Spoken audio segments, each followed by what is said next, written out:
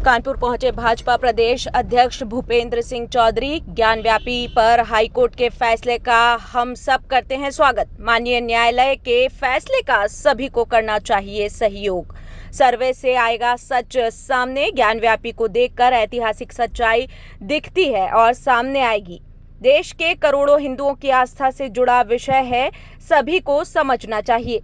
देश के सभी नागरिकों को न्याय से मिलेगा न्याय। मुस्लिम पक्ष के सुप्रीम कोर्ट जाने के लिए हर पक्ष स्वतंत्र है। 2024 में संगठन सांसदों की टिकट पर संगठन की प्रतिक्रिया से होता है फैसला। केंद्रीय पार्लियामेंट बोर्ड करता है यह तय। मोदी सरकार और योगी सरकार ने अच्छा काम किया है। अपना रिपोर्ट कार्ड लेकर जनता के बीच जाएंगे। सतपाल मलिक रहे हैं गवर्नर, वो भाजपा के सदस्य नहीं हैं। 2024 में मोदी जी के चेहरे पर होगा चुनाव। विपक्ष का इंडिया फोटो सोशल है, कोई एजेंडा नहीं है। हमारे खिलाफ 2017 से 19 में रह चुके हैं गठबंधन। एनडीए का गठबंधन अपने सभी सहयोगियों के साथ मिलकर कर रहा काम। भाजपा और मोदी और योगी का गठबंधन सीधे जनता से है। यूपी में 80 सीटें जीतेगी भाजपा। एनडीए का कौन कौन सी पार्टी बनेगी भाग, यह केंद्रीय नेतृत्व का है काम। पिछड़ा मोर्चा और कुछ मोर्चे में होगा चुनाव से पहले बदलाव। ज्ञानव्यापी के मामले में निर्णय आया है, हम सब उसका स्वागत करते हैं और माननीय न्यायालय के निर्णय को स्वीकार करते हुए हम सभी को सहयोग करना चाहिए। सर्वे में सच सामने आएगा, ऐसी हमारी अपेक्षा है और जो ज्ञानव्यापी परिसर को देखकर चीज़ें परिलक्षित दिखती हैं, वो ऐतिहासिक सच्चाई है। वो सच्चाई भी सामने आएगी और ये देश के करोड़ों लाख लोगों की आस्था से जुड़ा विषय है और इस विषय की ऐसा ऐतिहासिकता को हमें भी समझना चाहिए सबको और उसे स्वीकारना चाहिए। हमारी पार्टी और हम सब लोग न्यायालय की प्रक्रिया का सम्मान करते हैं और हमें पूर्ण विश्वास है कि देश के सभी नागरिकों को जिनकी आस्था उस परिसर से जुड़ी है, उन्हें न्यायालय से निश्चित रूप से न्याय मिलेगा, ऐसी सबकी अपेक्षा है। हमारे यहाँ न्यायालय के प्रति, न्याय व्यवस्था के प्रति देश के सभी नागरिकों के मन में आदर, सम्मान और विश्वास। मुस्लिम पक्ष ने कहा है वो सुप्रीम कोर्ट जाएंगे, हाई कोर्ट के फैसले। नहीं, लोकतंत्र है हमारे यहाँ, उन्हें न्यायालय में भी इस प्रकार की सुविधा उन्हें उपलब्ध कराता है, ये अधिकार है उनका कि अगर माननीय उच्च न्यायालय के आदेश से कोई संतुष्ट नहीं है तो वो ऊपरी अदालत का दरवाज़ा खटखटा सकते हैं, वो जा सकते हैं, वो स्वतंत्र। प्रधानमंत्री जी ने कहा है कि जो सांसदों को टिकट आगे मिलेगी लोकसभा चुनाव के लिए, इसमें उनमें एक फैक्टर होगा। दूसरा फैक्टर ये होगा कि उनकी कार्यशैली और कार्ययोजना भी देखी जाएगी। कई विधायकों को भी रिजेक्ट किया जा सकता है। पार्टी इसका प्रदेश में किस लिहाज से देगी? नहीं, हमारे यहाँ जो भी निर्णय होते हैं, चाहे हमारे संगठन की प्रक्रिया, चयन की प्रक्रिया हो या जो हमारे जनप्रतिनिधि हैं, लोकसभा के सदस्य हैं, विधानसभा के सदस्य हैं या नगर निगम के, या जो भी हम लोग अपने प्रत्याशी जिन्हें चयनित करते हैं, तो हम लोग आपस में बातचीत करके और सहमति के आधार पर केंद्रीय पार्लियामेंट्री बोर्ड इस पर निर्णय लेता है। लेकिन मुझे विश्वास है भारतीय जनता पार्टी के सभी माननीय सांसदों ने मोदी जी के नेतृत्व में अच्छा काम किया है और उसी का ही परिणाम है कि आज भारतीय जनता पार्टी अपनी बात हम सब कार्यकर्ताओं के साथ मिलकर, जो भी हमारे सरकार के उपलब्धियां हैं, देश के प्रधानमंत्री जी और माननीय मुख्यमंत्री जी के जो काम हैं, वो हम अब लगातार अपना रिपोर्ट कार्ड लेकर जनता के बीच में हैं। लेकिन केंद्रीय पार्टी को निर्णय लेना है, केंद्र ने जो भी फार्मूला तय किया होगा उसी आधार पर हम लोग आगे बढ़ेंगे।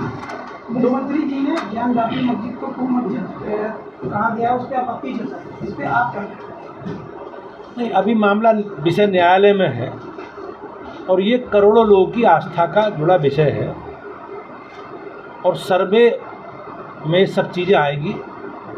जो सच्चाई है, जो वास्तविकता है, वो माननीय मुख्यमंत्री जी ने कही। 2024 से भारतीय जनता पार्टी नरेंद्र मोदी के नेतृत्व में चुनाव लड़ने जा रही है। वही भारतीय जनता पार्टी के जो दिग्गज नेता है सुब्रमण्यम स्वामी और सतपाल मलिक कह रहे हैं 2024 में मोदी का चेहरा नहीं होना चाहिए। अब ये पार्टी के विचार नहीं हैं, उनके निजी विचार हैं। और सतपाल मलिक गवर्नर बनने से पहले कोई व्यक्ति किसी राजनीतिक दल का सदस्य होता नहीं, तो वो हमारे राजनीतिक दल के सदस्य नहीं। उनकी राय निजी है, मैं उनके विषय में कुछ नहीं कहना चाहता।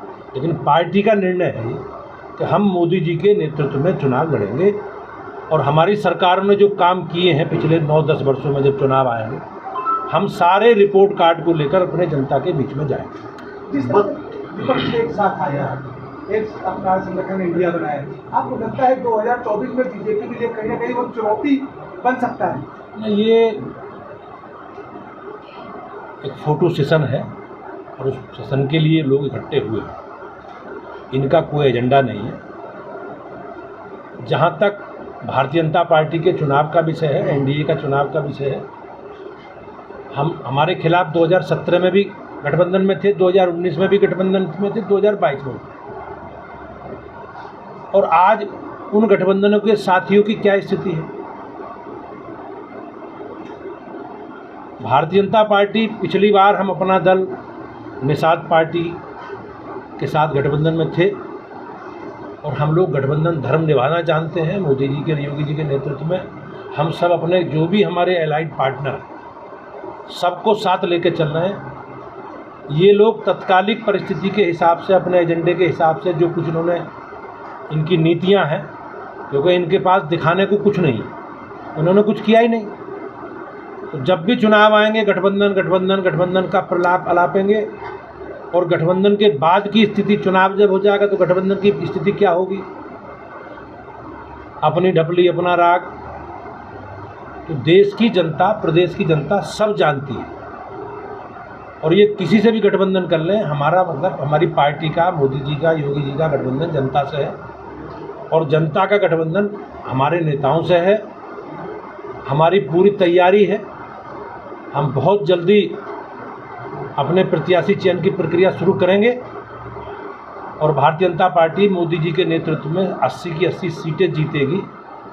इसी तैयारी के साथ हम जनता के बीच में जाएंगे। 2024 यादव कह रहे हैं कि 2024 से पहले भाजपा की नीतियों को एक्सपोज करेंगे।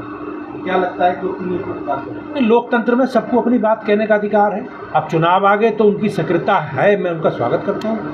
2024 के लोकसभा चुनाव में क्या बसपा से गठबंधन हो सकता है भारतीय जनता पार्टी? राजनीतिक संभावनाओं वाला खेल, लेकिन भाजपा का स्पष्ट मत है, हमारी पार्टी का,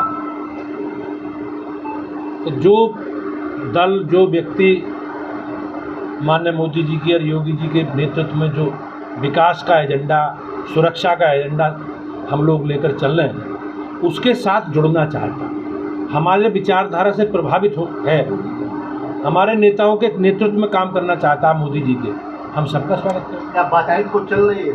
नहीं, ऐसी मुझे जानकारी नहीं है, लेकिन एनडीए का कौन भाग बनेगा ये निर्णय राज्य इकाई का नहीं है, ये केंद्र इकाई करती है। भविष्य में क्या अल्पसंख्यक मोर्चा जो भाजपा का है उसमें क्या परिवर्तन की संभावना है क्या?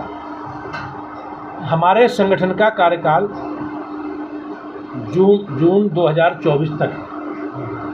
जनवरी 2023 तक संगठन का कालखंड था माननीय राष्ट्रीय अध्यक्ष जी, लेकिन सितंबर में हुई राष्ट्रीय कार्य समिति में एक प्रस्ताव पारित करके माननीय राष्ट्रीय अध्यक्ष जी का कार्यकाल यानी कि संगठन का कार्यकाल 30 जून 2024 तक बढ़ाया। तत्कालिक परिस्थितियों के कारण मुझे इस भूमिका में दायित्व पार्टी ने दिया, क्योंकि माननीय स्वतंत्र देव जी सरकार के मंत्री बन गए, तो कुछ आंशिक पुनर्गठन का काम मुझे दिया है। मैंने प्रदेश में भी आंशिक पुनर्गठन किया है, ऐसी क्षेत्रों में, जिलों में भी हम उस तरफ आगे बढ़ रहे हैं। जहाँ तक मोर्चों का विषय है, अभी इस पर कुछ नहीं कह सकते क्या होगा, लेकिन हमारे जो भी मोर्चे हैं उन मोर्चों में पिछड़ा मोर्चा है और एक दो और मोर्चे हैं जिसकी तरफ हम लोग परिवर्तन की तरफ आगे बढ़ रहे हैं। अच्छा, विपक्ष जो है महंगाई को मुद्दा बना रहा है, भाजपा इसको चुनौती मानती है कि नहीं, और मानती है तो किस तरीके से आपके नेतृत्व में इसका मुकाबला करेंगे? सबको अपनी बात कहने का लोकतंत्र में अधिकार है।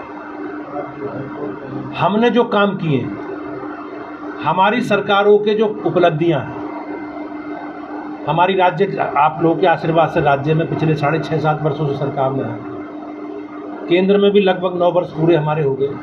तो हमारी सरकारों ने, केंद्र की, राज्य की सरकारों ने जो जो काम किए, हम उन उपलब्धियों को लेकर और रिपोर्ट कार्ड को लेकर जनता के बीच में लगातार हमारे कार्यक्रम, अभियान, हमारे कार्यकर्ता अलग अलग स्रोतों में लगातार घर घर जा रहे हैं। जो जो काम हमने किए हम अपनी बात कह रहे हैं। लोकतंत्र में सबको अपनी बात कहने का अधिकार है। धन्यवाद।